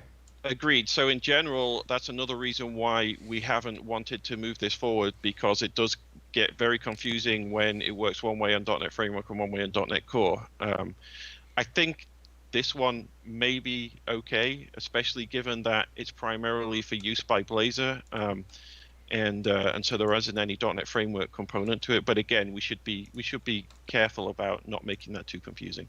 I agree. Okay. Makes sense. So is this needs work emo? Yeah, I would Yeah, put it back to needs work and probably assign it to Panav because he probably has to look at it, right? Yep. Arthur had a question. Sorry, I jumped in a little late here. So were you able to find through any archaeology why this one doesn't get member names? Because I think we had it on all the other ones, right? It gets them, but they're not initialized in. There's weirdness around the initialized. Pranav probably has a better idea of the actual code here. I don't remember the details. I haven't looked at the implementation for quite a while. Okay. Yeah, like I tried looking at the history, and I think it like cuts off after a point, like because it's just like here is .NET code, like dumping it in the repo. Okay. Yeah, this one, all the other attributes I think were consistent in applying member names at the right time, though, weren't they? Is this one anomalous? It may be, and if so, if we can just fix it and say, yeah, it's a bug fix and it's all good, and when we're confident that the compat is not impacted, then we should definitely do that. Okay. Yeah, I mean, the only thing that I would sort of say by looking at the code here and what things are doing is maybe you want an analyzer that says don't use the constructor of validation result that doesn't take the member names. So if you want it to be null, pass null. Could be useful, yeah. Cool, thanks. But okay, Pranav's other issue. Yay. Right. So next up is validation. The validator object in data annotations only validates like a single level of the object, and like this is documented in the like API reference docs and so on and so forth. So if you have a like a person object, and a person object has an address has like validation on its properties, like none of them get validated, and like this MVC, like we use data annotations, but like the way MVC uses it is that like it basically walks the graph and then calls validation on like individual properties rather than relying on validator itself. And we kind of wanted to like avoid like repeating the same code over and just move all of this into the framework. So the suggestion was basically we would add we would add a property that says that like that you would apply to a we would add an attribute that you would apply to a property that tells the validator that you need to like step into this object, and it's only one level, it's not recursive, and then basically validate those. And that's pretty much all there is to it, because like the idea is that this is a new property, like consumers are like opting into this, so it's kind of non-breaking. So this is a case where it does feel to me that a new API is appropriate here. It's also generally useful. I think this is not something that's specifically for Blazor. It's definitely something that people have asked. Again, I don't think updating the existing thing makes sense here because it will likely be breaking and it will be less clean than just adding a new thing that does this. So I'm in favor of a new API here. Oh, so try validate like the object. So I think there's a bool property on there. Is there? I think maybe I might have said that. Can we scroll on the API diff? Like for that one, yeah. When I say new API, I was mostly to having a validate complex type attribute or something like that, rather than trying to use the existing attributes. Yeah, and like I thought, like even for the and do it at either end, like if you absolutely needed to, was basically like you would annotate it, but also like say like my like the caller has to opt into this behavior. So you don't suddenly start. I feel it's less important if it's a new attribute, but yeah, I'm not sure on that one because people would have to be using the new attribute to opt into this anyway, right? Right. Like my worry is that like in case you've had like something like MVC, like if it happened to call try validate object and then assume that you wouldn't recurse into the object graph, and now you start seeing this new behavior, it's problematic. So versus if you added a new API that said like, please walk into the graph when you see this thing, that seems. But we wouldn't walk into it unless we found the new attributes, right? Right. Right. But the thing is like, let's say I have an existing model in my MVC application, and you start applying this attribute just because you happen to share it between Blazor and MVC. Yeah. Like MVC's understanding of like the app model like is now really problematic. You might see like duplicate error messages. So this is basically what you're basically coming back to is there's lots of different consumers of this. All right, they're not going to update to change what they call, and so we probably should add another method so that people who do want to understand this, can opt into it. Yep. That does though start to produce the confusion that we can have if you have two components like MVC and Blazor, and they're both using the validation framework, but MVC doesn't understand the new attribute because it doesn't call a new method and it's never been updated to do it. So now you put validate complex type on your members and your Blazor app validates them and your MVC app doesn't, or whatever. I'm using MVC as an example, but any existing thing out there. So in some sense, it's better to have new apps opt into doing the validation that you've added on to your types. Otherwise, it becomes kind of obscure why validate complex type works in one place and doesn't in another. Mm-hmm. Sure. Yeah, like that seems fine. Like the one thing I guess like just as a part of an implementation is that like you now have like additional like context and state that you need to store if you want to walk a complex graph, just to avoid like recursions and things like that. So you like arbitrary users are now going to pay the cost of it. So it's just more work. And I wondered like, and does this affect like, so the thing that is kind of unclear to me is that no, never mind.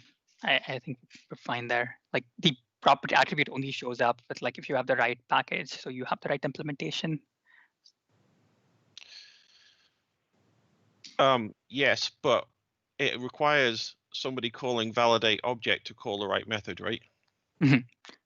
So for example, EF6 is another example. EF core doesn't do validation, but in EF6 we call validate object in certain scenarios for you. And so again, that would be a case unless we updated EF6. You start applying validate complex type attribute and nothing would happen, and it'd be very, weird. Right. This is basically the general problem with updating this space is multiple consumers which are not going to get updated, and the producer and consumer have to kind of be aligned in order for this stuff to make sense, which is kind of why we've moved away from it in a lot of cases.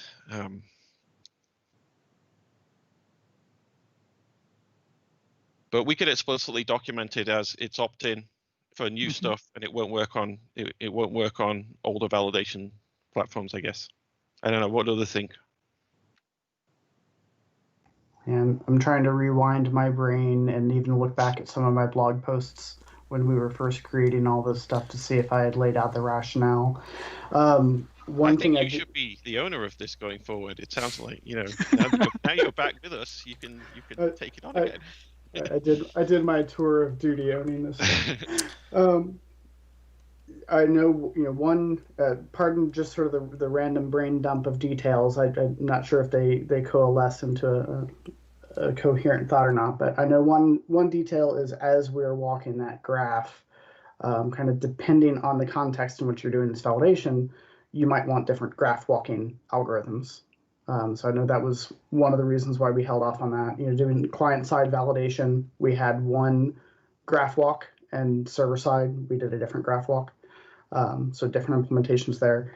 Also, when you're walking the graph, as you go to do a validate object on child objects, you need to construct a validation context around each one. And there were cases, especially server-side, where constructing the validation context using service provider implementations could actually get expensive. So it might feel like this is going to be a relatively cheap operation to validate a complex type, but it could become unexpectedly expensive, especially when you've got arrays in the mix, or collections of items in the mix. So we wanted to make sure that was understood by the caller too. And we also had validation context, the construction of that, and the ASP.NET and WCF RIA services scenarios. We had extensibility hooks so that you could participate in the construction of that context and make sure all the services you wanted were plugged in there too. So I don't know, 10 years later, I don't know how much those extensibility hooks have actually been used outside of WCF RIA services, but that would be something we want to make sure to take into account too.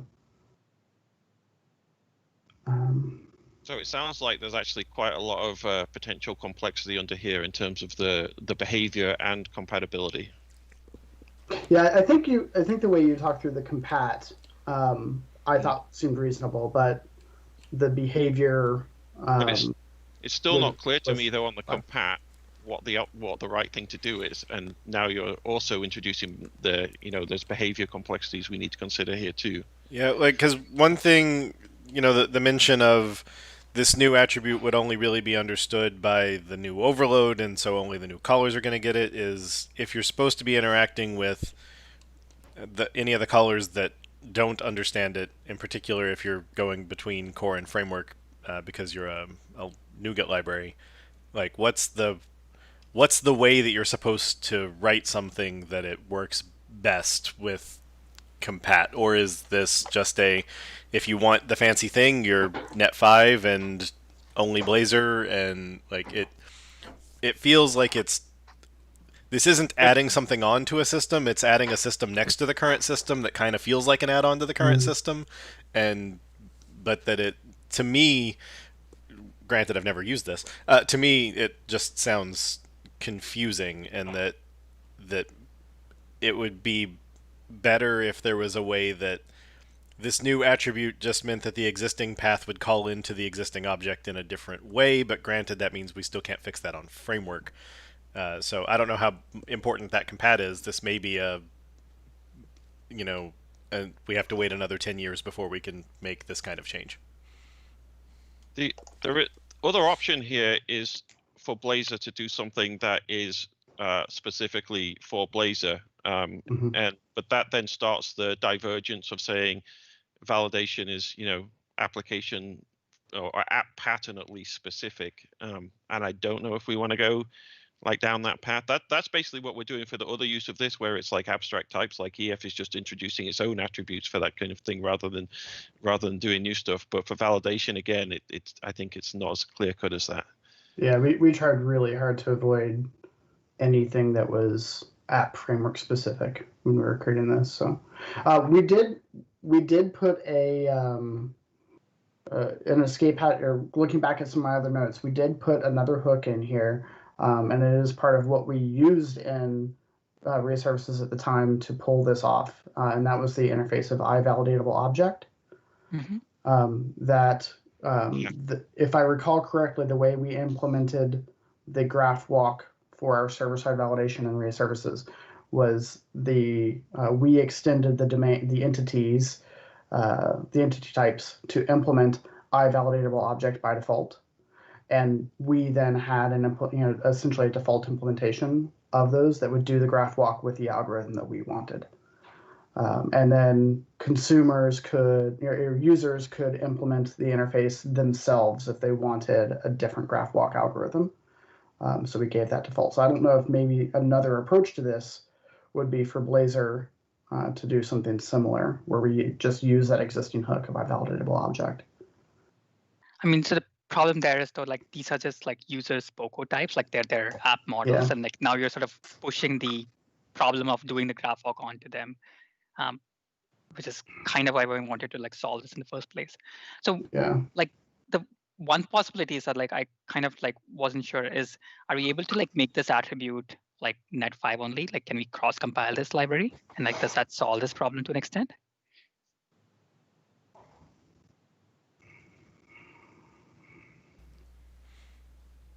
I mean, certainly it can be added to the net5 only ref, and then that would tell someone who is trying to compile for a lower target that they need to figure out how to deal with the fact that they can't use that attribute.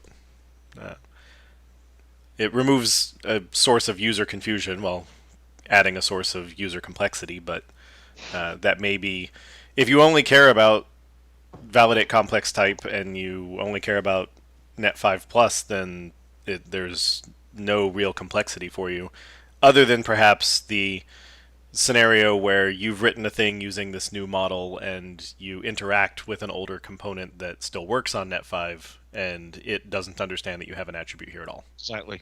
Like EF6 would be a classic example of that. Right, but like, isn't that kind of an incentive to like sort of say like, yeah, it doesn't make sense to put this attribute because the implementation isn't going to work anyway.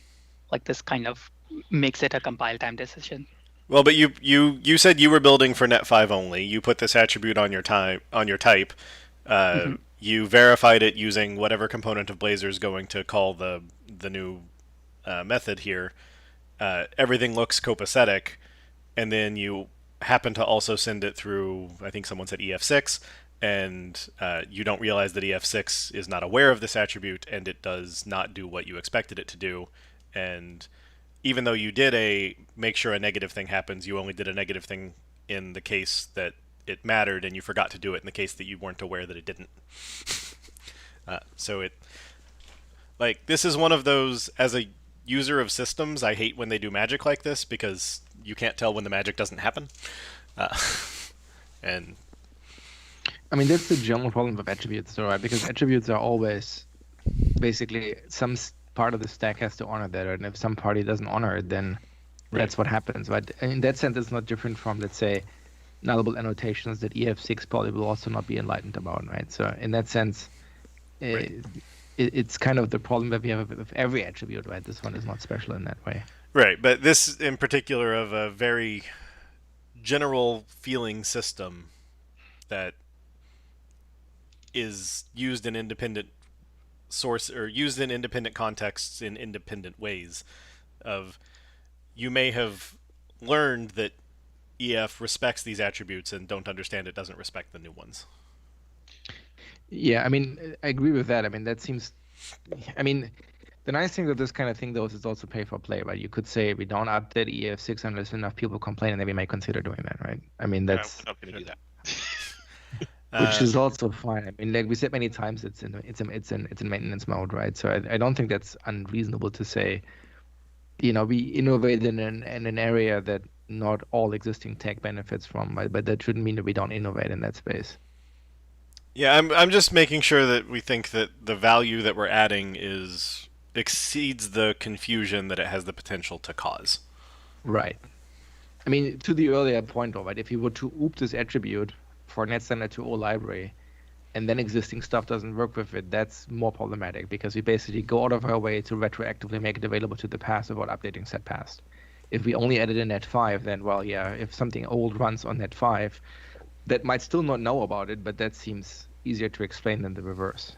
Yeah, I agree with that. Since it says validation complex type attribute extends validation attribute, does that mean that things like EF6 are going to do something here, just not the something you want it to do? And is that good or bad? Yeah, basically, yeah, it probably ends up like looking at it and saying like there's nothing to do here because I don't like the validation itself probably says like I don't know what to do here. Could it be implemented such that this validation attributes validate method implements the algorithm we want it to implement, and it sort of by nature becomes recursive, and all callers of validate object on this would then get that behavior? So I thought that I think was kind of what I was suggesting at the beginning. Although I like the idea of putting the implementation in the attribute, that seems good. But I think the issue there is that you're going to, like, MVC is going to start doing different things when you put this attribute on, which Pranav was pushing back on a little bit. I think that's actually okay because you've started putting this attribute on, and so you've opted into it doing a different thing by doing that. Yeah. Yeah, I think it seems like a better thing if the validator class, engine, whatever thing, is what understands this attribute, and or like that effectively the attribute is what says the thing is different instead of you had to call a different method to get it to have meaning, and then that means that yes, you slap it on and it's consistent in all the places that would have previously walked it with the base validation attribute. Yeah, I think we'd have to find all the places where we're calling that though, and see if what differences there are in their approaches. Right. Right. Well, I think validate object is a reasonably generic, not generic in technical in the sense that it has a broad applicability. It's not very specific. I can't think of way implementations would get horribly messed up by this new attribute. Certainly, if it's not there, nothing should change. It feels like probably having it there won't also be problematic. I feel like that's okay. I feel like if we start validating this attribute as a new attribute and we do it while you still call the old API, then as long as that validation in the attribute works and is reasonable, every consumer should get it, right? It just may be that they'll do additional stuff like MVC because it thinks, oh, I also still have to drill down and do my own drilling down into the graph and do things. So you may get additional stuff that you didn't want, but it shouldn't be problematic, I don't think. Right. It would just be redundant work, not. Yes. Yeah. Yeah. So I think like one of the issues with like using the attribute itself is that like the attribute can only return like one validation result at a time. Yep. So if you wanted to if you wanted to gather like an aggregate result, like something needs to be able to like unwrap it. Yeah, and that then leads down the path of what do you have as the member name for those deeply nested validation results? We had that as a problem as well. And I think over the last 10 years we've solved this problem across every platform in the world of what syntax do you use to show that graph walk down an object hierarchy, right? And saying, oh, this particular validation error occurred on the third address in the collection on the this particular property of that element of that collection on this subtype. You've got to invent that syntax and solidify it. Right. And we completely dodged that problem by saying it's up to the callers to do this and then figure out how to serialize those results. I mean, if the existing method has to figure out how to essentially be aggregate exception on this validation result because it's complicated and it has to make up some sort of syntax to express what went wrong or that multiple things went wrong or whatever. Like that at least means that like failure happens when failure should have happened, and success happens when success should have happened. And then maybe there's room for the other overloads of I don't want the aggregate exception style bundling. I want the details. Give me more than one result per potential call. And then that's the caller gets to opt into I want better details, but no one's confused by the validator didn't run. Yeah. Right. Because I think it's more that what is more important is that success means success and failure means failure, and success doesn't mean I wasn't aware that you wanted me to fail. Yes. So that would be sort of what I would strive for. And I assume that's what or I guess I didn't compare how different the signatures are, but I assume that's the idea behind the new members is to get the details instead of a notion of aggregation. Yep. So then, if I understand what you're saying, we introduce the new attribute and we update the existing calls that people make so that it will honor the existing attribute and fail if validation of that fails. But we may also add new API that lets you do something more specific if you know that you're also consuming this and want to get special information out. Right. Yeah, that absent knowing how any of this actually works and how someone uses it, yeah. I mean, that feels like a reasonable approach to pursue to me. Yeah, like that seems entirely reasonable. Okay. Yeah, because like having it like fail in like having it like not or no op or like not do anything seems very problematic. I agree. Okay, so now do we need to talk about the new validate object and try validate object? Sure. Okay. I have over here a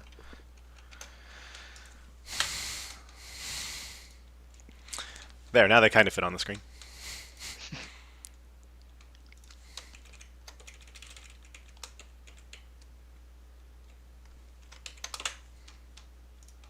Now they fit on the screen.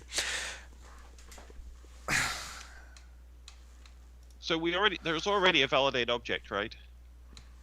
Yes. How is this one different? It's got that extra property that says do the aggregate, unwrap the aggregate. I see.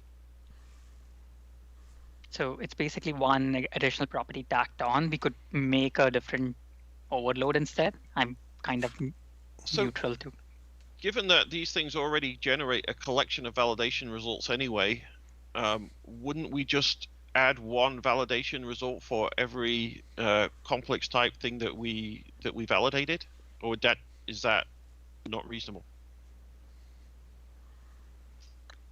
But wouldn't you want the individual, like, so the idea was in one case, like you would have one validation result for like the aggregate result, right? Like in the other case, you sort of want the details. This is the API that says, give me the individual validation results for each of the details, because like the consumer has no way to like unwrap it.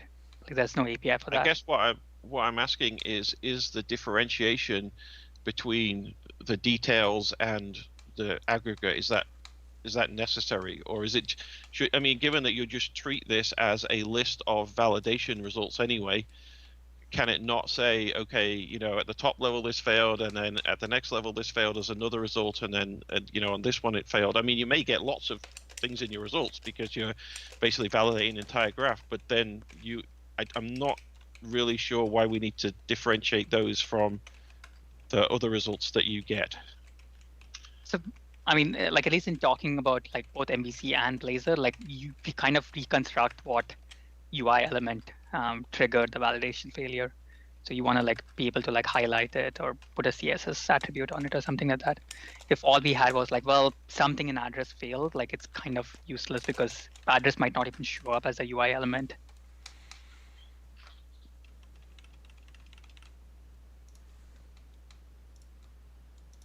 Right, but doesn't that go to what Jeff said earlier about you need to define a path to say it's not just address that failed, but it's this address here, here, here? Are we basically punting on that by adding this flag and saying we're just going to give you them and you figure that out? Right. Yeah, like Yeah, I didn't necessarily think about that because the thing is, like, I was just trying to, like, at least in the example that we created, like, we kind of constructed the paths as if they were like C# paths, but like obviously that doesn't scale very well. Like there are points where it sort of falls over, and even if it does, like even if you can construct it like correctly, like the consumer does have to parse it. Like it's a format that you have to understand. So that is interesting. Yeah, so that's right. So people trying to parse that format, which they probably shouldn't do, but I'm sure they are doing, would potentially break. Yeah, I don't even remember if we ended up with a string-based representation of that, or if we were actually just emitting a true object graph that mimicked the shape of your. I feel like that's where we actually landed, was having something that mimicked the shape of your entities, but instead of it being the entity data, it was validation result data. I feel like that's where we actually landed. But that was all generated code. Okay. The tooling for RIA services would produce that. I don't know what and I guess ASP.NET doesn't. Yeah, Pranav, what does ASP.NET do for building up the entire graph right now? So MVC walks it, but the thing is, it's like it does reconstruct the paths from strings. Okay. So and like, obviously, like there are a bunch of code that's just trying to like hypothesize what the path could be and then like try and map it back to a property. Blazor does the same thing, but like so far, like Blazor hasn't had the problem of like doing anything more than like looking up member names, because that's all you get from validation today, which is kind of what we're trying to solve. I see. So having the bool flag here definitely makes it safer in terms of not changing the existing behavior for anyone. I'm still not 100% convinced it's necessary, but if we want to err on the side of not breaking, existing expectations and breaking the front page of applications where now the validation fails and nobody can log in, then we might want to go there. Yeah, I'm pausing a little bit though. If we do find that over the years that we have multiple graph walk algorithms that we want to employ, I don't know how to. Just having one bool makes me worry a little bit about that. Yeah. I'm looking at validation context to see because another approach here would be to actually put a marker on validation context to say, hey, when you are validating this object, we want the thing invoking validate object to respect this flag on context. And then different app frameworks, take Blazor or whatever, different app frameworks could put their own markers in there. Who creates validation context? The caller. Yeah. So that's Blazor or MVC would create it. And then Yep. Blazor or MVC would then respect. Yeah, I like the Respect idea it. of trying to put this in something in validation context rather than a bool flag. Yeah, I was going to say the Boolean suggests, given that there's now two adjacent Booleans, that instead of adding a Boolean, it should be changed to an enum or a flags enum or something. Yeah. But The properties actually does now.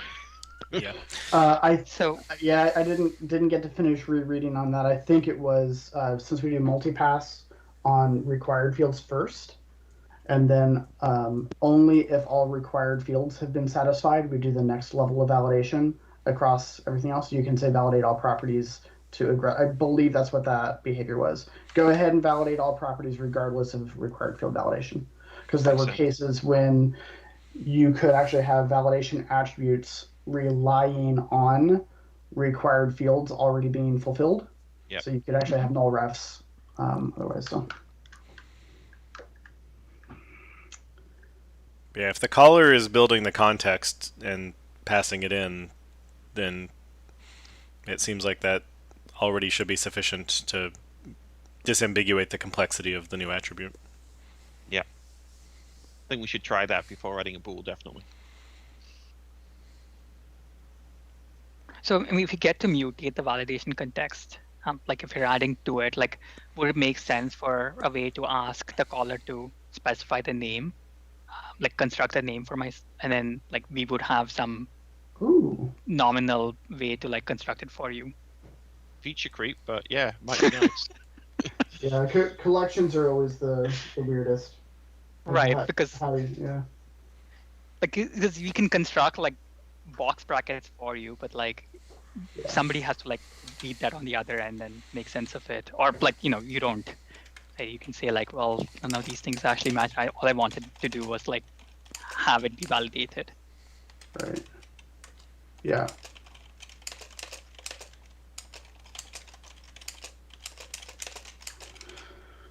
I mean, we can start with the easy one, like, and I think at least for Blazor scenarios, like, we can try and keep the implementations simple enough that like we would do it, and hope that nobody actually wants to like parse these strings, because I don't think we necessarily say that these strings are meant to represent paths or like they're just strings, they're names.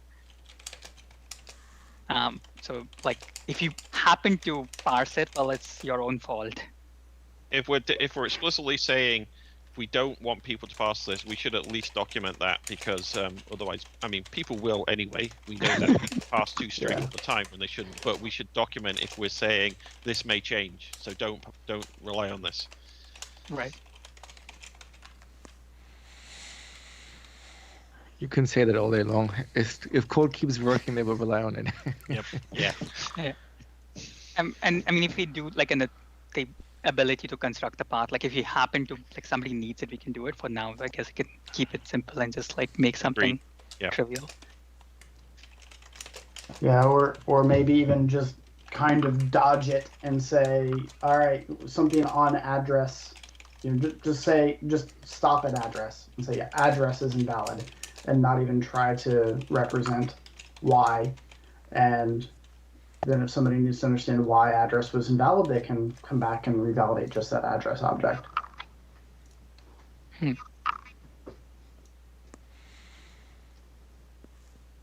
right, so the notes that I've captured are: new attribute seems fine, but be careful in how it gets consumed so as not to surprise users who use the objects in multiple contexts. And it seems like some new data belongs on validation context instead of overloads to try/non-try validate object.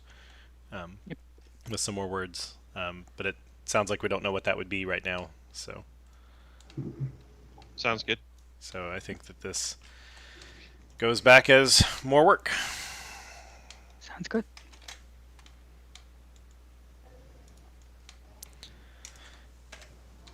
All right, and while we are technically out of time, let's see if anyone wants to just rubber stamp a thing. That is the wrong button. There we go. All right, Emo already rubber stamped this, but maybe now that he's here, he'll care slightly. So one of the things that we talked about during the SslStream API improvements was the way that people load certificates. Classically in .NET, if you want a certificate with a private key, it either came from a cert store or a PFX. We've been incrementally adding support for how you can do that after the fact based on like a cert.PEM and a priv.key file or whatever names certbot uses by default. And then this is taking where you could have written the utility methods yourself and putting them as static methods on X509 Certificate 2 and X509 Certificate 2 collection. So PEM just means PEM these days. Technically it means privacy enhanced mail, but this is just one of the encoding formats of a certificate, and then the idea is that you can create it from you load the contents of the file, or you pass in the path to a file, but since we're using a span of char for different purposes, this is PEM file and this is PEM, and then that there's optionally a path to where the key lives. The difference between this and the existing thing, if we see a file in this format, is the current loader, if it sees a certificate and then immediately after it a key, it ignores the key, and this one would not ignore the key. So the reason this is a default path is you would pass null if you think the cert and key are in the same file or that there's no key, and if the key is sitting beside the certificate, where beside could mean anywhere on the file system, then you would pass in two paths.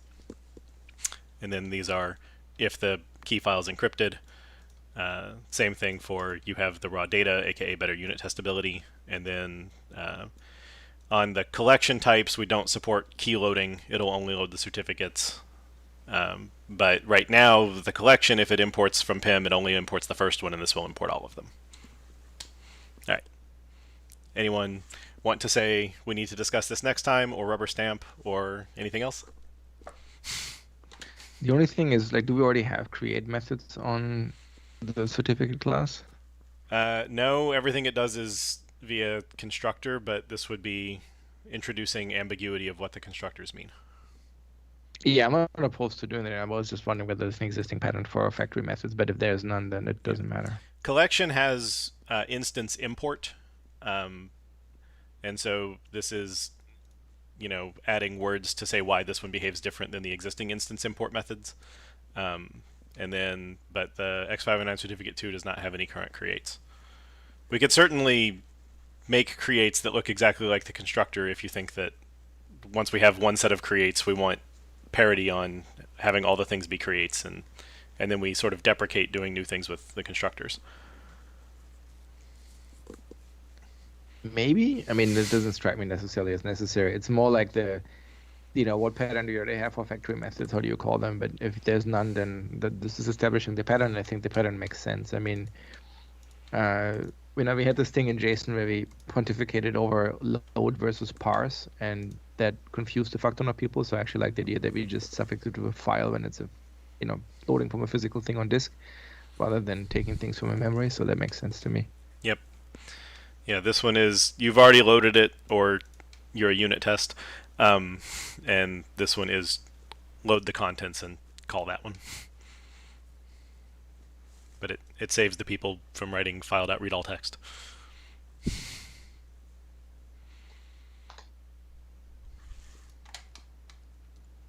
don't even know, are people still on the call? We got a couple. Yeah. Yeah.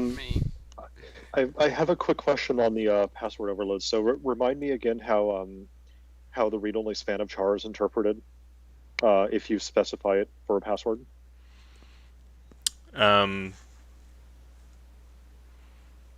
Correctly. So the read-only span of char is yeah. Right. So read-only span of char is interpreted the way that it needs to be interpreted, which means it's UTF-16 LE if it's a PFX, or it uses a KDF that uses the PFX KDF, and if it's any of the simple KDFs, then it's UTF-8. If you pass the one in byte form, then we don't normalize at all, and we just pass the bytes as they are as input into the KDF. This is just copying what we did for asymmetric algorithm import encrypted PKCS7. Okay, awesome. Not 7. Yeah, I just remember there being like some weird logic behind that, and wanted to make sure that it was reflected here as well. Right. Okay. Bytes is the complicated one, and it's for when we picked UTF-8, because the KDFs work in bytes instead of chars, that if we picked UTF-8 but you happen to know that you're interacting with something that did UCS2, then you can give the bytes and we'll just pass them straight through instead of failing. So in fact, it's super niche, and we could say that we don't need it on the certificate one. I'd be fine with dropping it here. I'll honestly just defer to your judgment on that. You understand the scenarios better than we do. Okay. And then the only thing that's weird, which is again good that this is from a method instead of from another constructor overload, is if you load from a PFX, the default is the key file gets imported into the system key store on Windows, and this one will be as if you passed the ephemeral key set flag, meaning the key is only in memory. So this actually won't work for SslStream. You'd have to take this, load this, export it to PFX, and import it to PFX because of a bug in Windows. Wow. But Kestrel Kestrel will have an accelerator for like loading from these paths, then it will have to do the export and re-import to work around. That Windows SSLStream only works with key files that are persisted to disk. Sorry, with cert keys that are persisted to disk. So, but people don't use PEM files on Windows anyway. So when people don't use what on Windows? They don't use the cert.PEM and priv.key. They just I see. use the PFX in the cert store. So there are some oddities. It'll be documented. We're hoping that Windows will fix their bug. They've said, or they've acknowledged it exists. So that's a good start. But Makes sense. So then let's approve that fucker here and then call it a day. okay. Let's see. Are there any notes from chat? Only goodbyes. Yep. All right. So unless Kevin feels like arguing with me offline, I'm gonna remove the byte-based password overloads and then hit approved. I just want to copy the whole block, don't I? Funny that we use the term offline to actually mean online. Off the video.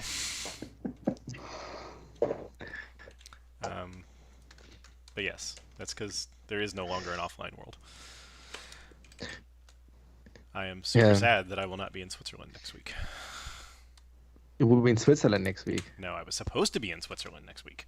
Oh, you're supposed to. I see. But now I don't, or won't be, because, reasons. Alright. But that means you're entirely neutral.